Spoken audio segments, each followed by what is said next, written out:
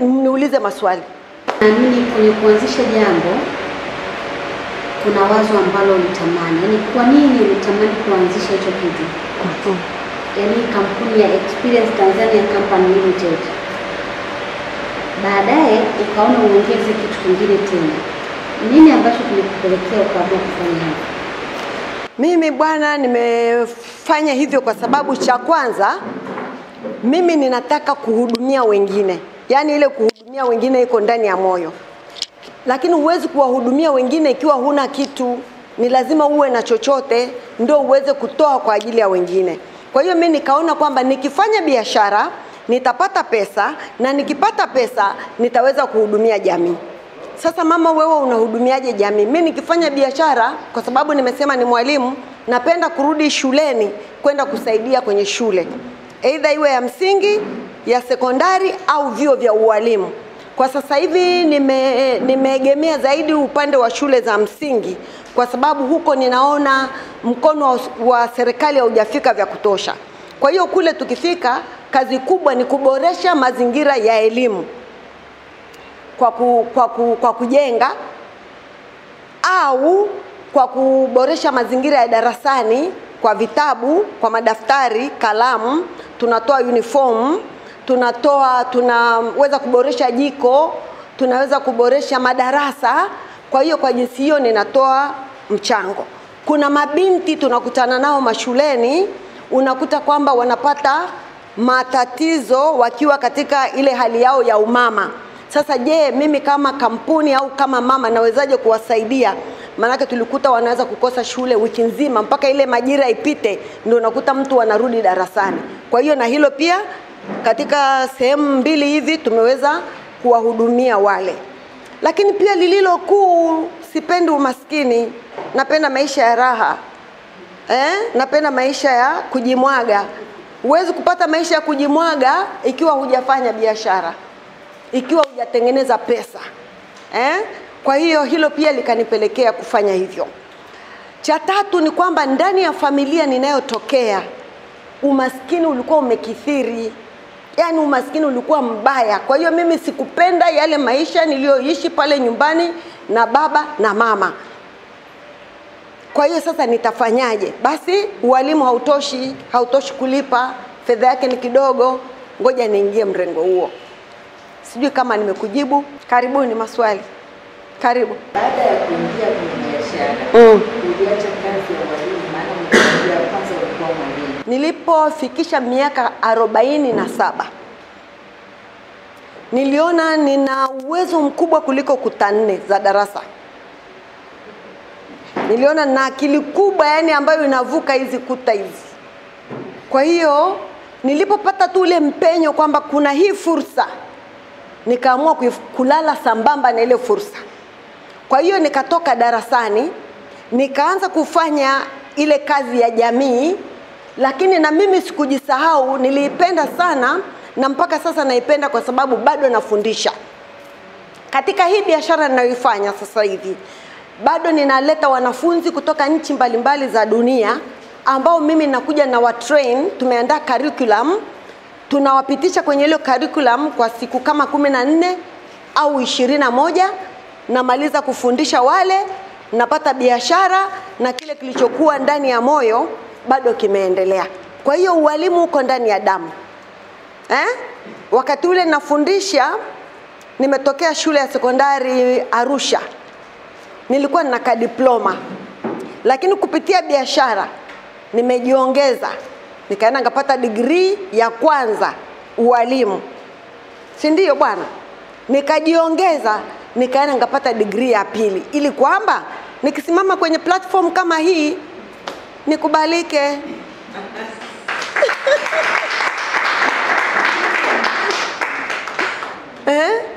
Kwa hiyo nimekwenda nikiwa mtu mzima sana, mzima kweli. Degree ya kwanza nimekwenda na miaka 51, degree ya pili nimekwenda na miaka 57, nika graduate na miaka 59. Na mpaka sasa nasoma. Wanawake wengi, changamoto ya biashara na familia imekuwa ni kubwa, na most of the women biashara ikiongezeka, muda wa familia unapungua. Obvious. Na wewe tumeona umefanya transition ya mara 3. Na tunaamini pia ni mama na familia ipo, wajukuu, watoto, wazazi na familia, jamii inayokuzunguka. Swali, je, wewe hilo halijakukumba, na kama limekukumba ulitumia mbinu gani kulikabili? Hilo limenikumba, tena limenikumba sana, kwa sababu nilikuwa nafanya vyote kwa wakati mmoja. Niliendelea kama mama, na mimi nikuambie kaka, siku ninaingia chuo kikuu mara ya kwanza, nimeingia na firstborn wangu, yani tulipanga mstari mmoja. Hilo boom lilipotoka tulijikuta kwenye orodha hii moja. Kwa hiyo nilikuwa ninasoma, na wakati huo ninajaribu kummanage yule ambaye ninasoma naye, na huku nyuma nimeacha wengine wanasoma. Kwa hiyo mimi nilibahatika kusoma mwaka mmoja tu chuo kikuu cha Dar es Salaam, na yule mtoto wangu ambaye siku zilivyokwenda aligeuka kuwa mwalimu wangu wa tuition. Maana aliona kama hesabu zangu za statistics hazipandi vizuri, akanambia, mama wewe nakula na wewe sahani moja, mimi tu ndio ninaruhusika kuja kukufundisha hapa. Na alihakikisha ananifundisha mimi mpaka ile somo nililifaulu. Unaona? Lakini after that 1 year nikaona wale wadogo nilioacha nyumbani walipata changamoto nyingi. Mambo yao hayakuwa vizuri. Nikamwambia Mungu, ni kweli Mungu wangu, napenda niwe msomi, lakini pia nataka huu wajibu ulionipa kama mama nikaufanye vizuri. Kwa hiyo nilirudi nyumbani after 1 year, nikakaa na wale watoto, nikawalea kwa miaka kama 5. Nikahakikisha wamekuwa na wenyewe. Unaona? Alafu ule mwaka wa 6 nika apply chuo kikuu upya, nikaanza moja ya fresh. That is how I was determined. Kwa hiyo kaka, yamenikuta, na yalinikuta sana, kwa sababu kwa mfano baada ya degree ile ya pili nilitaka niendelee nipate PhD na mimi niitwe doctor, doctor au professor. Unaona? Lakini wakati huo sasa watoto wameshakuwa, wakasema, mami tafadhali rudi nyumbani, kwa sababu na sisi sasa tunataka malezi, tunataka kuoa, tunataka kuolewa, haya mambo yatakuwa kuaje? Kweli nilizagazaga pale chuo kikuu kama miezi 6, yani chuo kikuu cha Dar es Salaam nimezagazaga sana, kwa sababu nimeshaongea na profesa, nimeshaongea na huyu profesa, nimeshapata watu wa kunicoach, ready for the degree, my 3rd degree. Ikabidi tu ni give up. Kwa hiyo nika give up mara ya pili kwa ajili ya watoto, nikarudi kuja kulea na kutunza. Lakini watoto wangu wote ni wamiliki wa biashara nilioanzisha, kwa sababu pale unaambiwa uandike, uchague hao watu au madirector ni kina nani. Nilianzisha na watoto, nikasema wacha nifanye kitu ambacho na wenyewe wanaweza wakaja wakakifurahia. So there is 4 of us in that organization, 4 directors. I'm the CEO, and the other ones are my helping directors. Kupitia hiyo biashara kwa kweli tumejifunza na tumenufaika. Hicho kisomo unasikia nimepitia ni kwa hii biashara. Mimi ningejisomesha vipi? Na unajua ukishakuwa mtu mzima chuo kikuu hutaki kuunga foleni, mavyakula na kumwagikia huko, unaenda ile staff canteen unakaa kule. Kwa hiyo pesa ni nyingi, ya kusoma ni nyingi, ujilipie mwenyewe chuo, uhakikishe umeishi maisha mazuri, unataka kudrive au unataka kuwa na dereva. Ile degree ilikuwa ghali kweli kweli. Kwa hiyo ndio changamoto ambazo nimekutana nazo. Lakini as we talk tuna degree, mbona mhesabu ngapi? Kwa sababu kila mtoto ana 2 na mimi nina 2. Ngapi hizo? Ni mtafaruku mezani mkikaa, hamwelewani. Kila mtu degree yake inamueleza kikwake. Si ndio jamani? Usifikirie hiyo ndio poa sana, ni nzuri. Ni nzuri kama wajuu na wakokota. Sasa hakuna naye mkokota mwenzie. Ni safi Sawa, asante. Kaka, nimekujibu? Wewe unawezaje kusimamia biashara, kufanya administration ya business yako ikasimama, ikaendelea na inject nyingine na nyingine? Hilo swali la kwanza. Lakini swali la pili, nataka utueleze pia kipato yako ulipata wapi? Ilitoka wapi? Ilitokana na ya kwangu ilitoka mbinguni. Kwanza nilikuwa sina huo uwezo wa kutangaza kama tunavyojua watu wanatangaza, wanasema nataka mtu mwenye qualifications hizi na hizi na hizi. Mimi niliangalia tu, je, kuna ambaye ninamfahamu ambaye ataweza kunisaidia? Huyo ndiye niliyemapproach. Nakumbuka nilivyokuwa naanza mwanzo, nilimapproach wa kwanza kabisa alikuwa headmaster wangu. Nikamwambia, Mr. Headmaster sir, look here. There is a good job with good money. Would you like to support me? Headmaster sangapi asikubali? Si ndio? Kwa hiyo headmaster akawa wa kwanza amekubali. Kwa hiyo akitoka huko kwenye mission zake anakuja kwenye ile biashara yetu. Kwa hiyo mimi nilikuwa naangalia ni watu gani ninaowafahamu.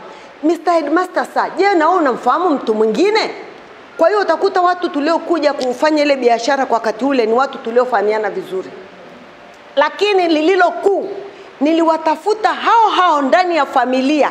Wakati ule watoto si bado wadogo hawajakuwa. Kwa hiyo ndani ya familia nikaangalia ni nani ambaye tunaweza tukashirikiana naye na hii biashara ikaendelea. Moja ni huyu mdogo wangu hapa. Huyu mdogo wangu tumefanya naye biashara ni muda mrefu sasa, tangu 2009. Unaona? Kwa hiyo mwingine akaingia sekta ya jikoni, mwingine akaingia kwenye home base, mwingine sijui ni mtoto wa ndugu amesomea kidogo mambo ya sheria, unamleta. Kwa hiyo tukawa ni watu tunaoelewana. That's how I did it. Lakini katika wale tunatafuta, je, kuna mwingine, can we outsource somebody ambaye anaweza akatusaidia? Kwa hiyo ndivyo tulivyokwenda. Utakuta sasa pia ile kuondoa umaskini ndani ya familia tumeupunguza kwa sehemu kubwa. Badala ya wao kusubiri niwapelekea sukari, nikawagaie mchele, sijui nimepeleka kizawadi gani, nikamwambia njoni hapa mzalishe. Hamjui, jifunzeni. Hapa tunalisha, tunalaza, hujui kupika, jifunze, hujui kutandika, jifunze, hujui nini. Kwa hiyo watu kwenye familia tumechangamka mbaya kwa sababu tumekuwa involved into the business, na wengi wanaona kwamba ni biashara yao, ni biashara ya nyumbani. Ni sawa mpaka hapo? Kaka, hilo nimejibu la kwanza. La pili sasa umeniambia la resources. Nilipokuwa ninaanza, cha kwanza nilizunguka nione wapi nitaweza kupanga nyumba ya kuendesha biashara. Bei nilizokuwa naambiwa, na kwa kuwa ndo nilikuwa naanza, nilikuwa siwezi kumudu. Akili kanijia, kwani unatafuta nyumba na kati unayo? Kwa hiyo cha kwanza kabisa, nyumbani kwangu kukawa ndio ofisini kwangu. Mpaka sasa hivi tunapozungumza, nyumbani kwangu ni ofisini kwangu. Kwa hiyo watu wanasema eti corona imekuja, we are working from home. My friends, I've been working from home from 2002. Mpaka hapo ni sawa?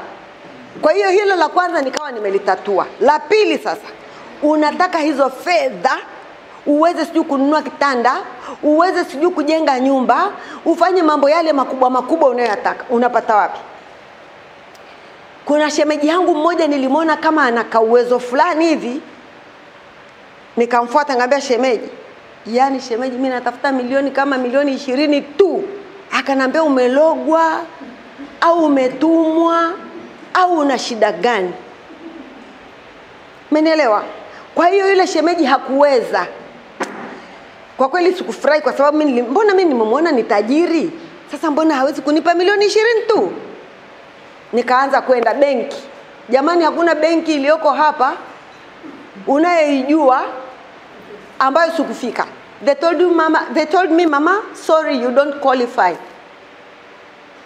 Sasa jamani, kama you don't qualify unaenda wapi sasa? Huqualify nani? Huqualify nani mkopo? Kwa sababu huna kigezo, huna kazi, biashara haija take off, unalipa na nini mkopo? Huna hata nyumba iliyoandikwa kwa jina lako. Kwa hiyo jamani, huko nilipataga benki moja lakini ilikuwa pesa kidogo, na hiyo kamasi lilinitoka. Kurejesha ile pesa kamasi lilinitoka. Kwa hiyo majira ile zamani zile kulikuwa kuna mashirika madogo kama SEDA. Wanaanziwa na walikuwa SEDA, SEDA. Wale walikuwa wanakopesha kina mama. Lakini unajua walikuwa wanaanza na shilingi ngapi? Guess. Mkopo ulikuwa unaanzia shilingi ngapi? 50,000. Sasa nimekwenda kukopa mkopo, nimepewa 50,000. Jamani, 50,000 unafanyaje? Ni kweli nilipewa 50,000. Sasa wamama tukakubaliana hivi, tuko 10, tulikuwa 10, tuliitwa Marunda Group. Sasa mimi nikawakalisha wale wamama, nikawaeleza shida yangu. Wakasema sasa hizi pesa zote tunachukua 50 tunampa huyu. Sijui umenielewa? Sasa wewe fanya bidii ya kurejesha ili tusije tukaaibika. Nikapewa mara ya kwanza, nikapewa mara ya pili. Hivyo, kwa hiyo mimi nikawa narejesha kule Seda, lakini wao wanafikiri kwamba ni kila mama kakopa. Kumbe kila mama kakopa ndio, lakini kuniinua mimi. Kweli Mungu awabariki wale wamama. Mungu Baba awabariki wale wamama. Kwa hiyo nilianza hivyo. Lakini pia nikaje nikapata mtu wa kufanya naye biashara, mbia mwenzangu. Yeye alikuwa anatuma wageni. Nikawaeleza kwamba nataka kujenga. Kwa hiyo wakasema tutakupa mkopo, utarejesha polepole, kwenye hiyo pesa ya biashara utarejesha. Kwa hiyo na kule nikapata. Ile riba ya Seda ilikuwa 36% of whatever you get. 36%. Ilikuwa iko riba iko juu sana. Lakini ndio hivyo ndugu zangu, tulifanya hivyo na Mungu akatusaidia. Kwa hiyo tukajenga Arusha kule, nikajenga, biashara ikakua, nikapanuka, nikaja Moshi. Huyu ndugu yangu alinishawishi akasema dada suue na kabanda huko Moshi, nikawa na kabanda. Akako kabanda sasa kakageuka kakawa mahali pa biashara. Kwa hiyo tunalisha na kulaza pale. Kwa hiyo kaka yangu pia nilifanya vibiashara vile vya kina mama. Kupika chapati, kupika mandazi, yani kupika half keki. Naamka usiku napeleka kwenye hoteli au kwenye maduka na waomba wauze. Wakiniuzia jioni napita na kusanya pesa.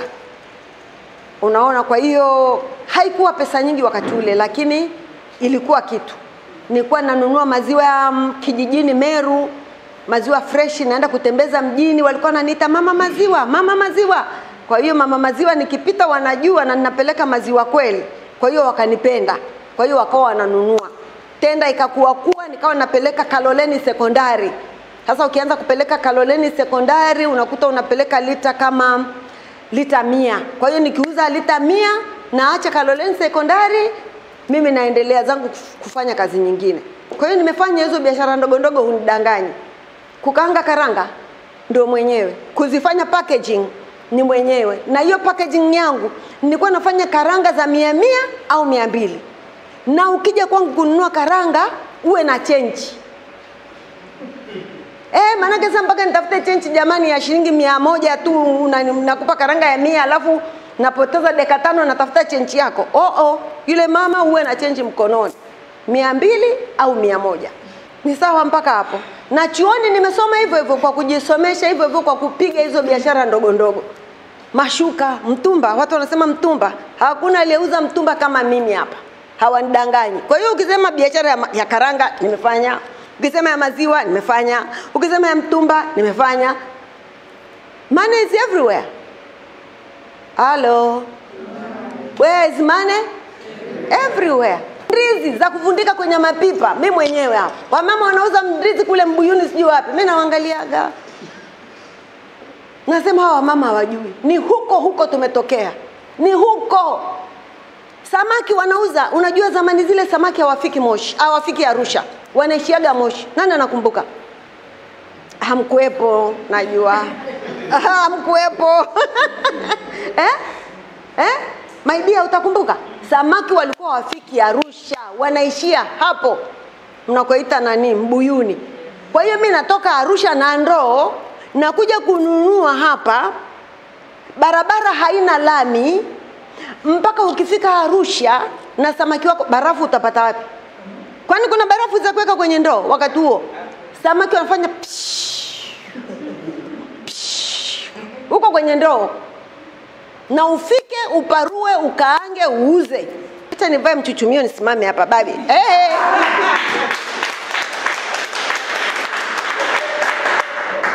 Jamani semeni kweli uongo? Maana hii sio historia. Mimi sijatokea huko juu na kamba. Sijashushwa. Si ndio jamani? Unachagua maisha gani unataka. Mimi nishakataa ya umaskini, nishakataa ya omba. Nishakataa, nimeishiwa, sina. Yule mdogo wangu pale ananijua. Kila siku mimi nakiri nina pesa. Wewe unakiri sasa? Unakiri, unathubutu kukiri? Au kila siku naona sema sina. Yesu hali ni ngumu, Yesu hali ni mbaya. Mimi hutanisikia. Ni kama ugonjwa, hutanisikia. Kwa sababu pesa ipo, unatakiwa tu ufanye kazi uitafute. Wewe unataka ulale masaa yote na kati pesa huna. Akili zinakutosha kweli? Tuambizane jamani. Kweli unalala masaa yote na pesa huna?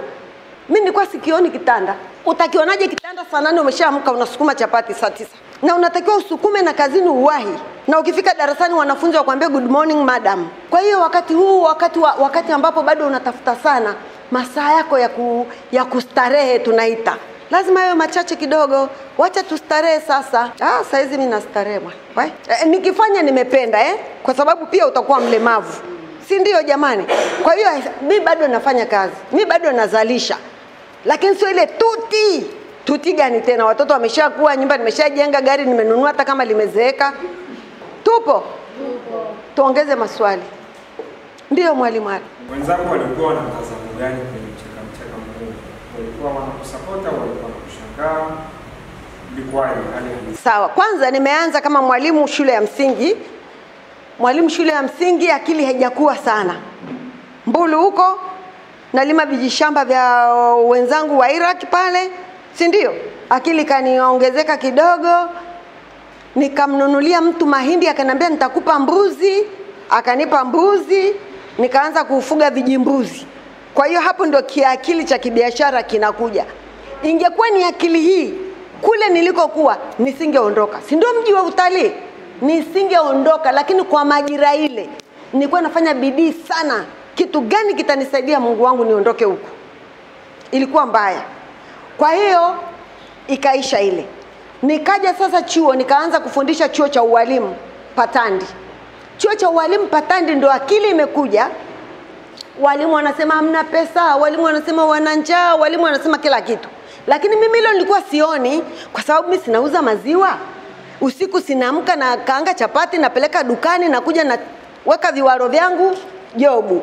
Unajua hizi kazi nyingine hata hawajaziona.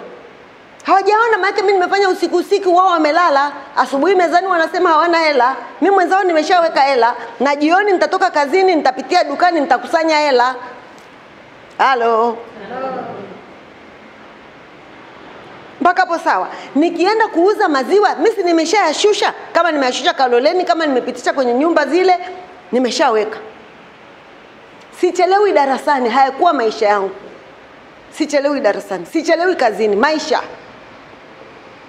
Kwa hiyo wengine walikuwa wananiona kama mhangaikaji fulani hivi, hawajanielewa. Manake sasa ukitoka kuuza maziwa, saa nyingine umemimina ile madumu, unaenda mahali unayapanga. Si wanakuta yamepangwa hapo. Wanasema madumu ya Mama Simba hayo, ya Mwalimu Simba. Lakini that day when I was fully decided, mimi nilikuwa sina pochi. Tulikuwa bado tuna mfuko wa Marlboro. Nilichukua tu mfuko wangu wa Marlboro, wakafikiri utani. Nikasema jamani mwalimu, kwa heri, kesho sitorudi. Peleka huko. Mwalimu, kwa heri, kesho kweli sitakuja. Acha hizo na wewe. Unaona? Yaani yalikuwa ndo majibu, na hivyo ndo nilivyokuwa nimeaga. Ndio nilikuwa nimeaga. Then the following day hakuna aliyeniona. Mwalimu, kwa hiyo wengine walikuwa wanaelewa na wengine hawaelewi. Na hata mpaka sasa, hata nilipoanza kwenda shule, wakashangaa sasa huyu anaenda shule kutafuta nini? Ameacha nyumba lake hapa, anaenda shule anatafuta nini? Eti umeacha nyumba lako hapo, unaenda wapi kutafuta nini? Lakini mimi nitaka kubalance. Haya maisha lazima wewe balance. Balance in the sense kwamba unamjua muumba wako, unamjua vizuri. Si ndio jamani? Unafuata kanuni zake au sheria zake au utaratibu wake. Balance 1. Balance 2. Ni lazima uwe na hiyo elimu inayokusaidia wewe kumitigate vitu vyako hapa na pale. Bila hivyo haiwezekani. Si ndio jamani? Una balance. Je, hiyo jamii unaitendea haki? Familia yako unaitendea haki? Yaani ni lazima vyote viende sambamba.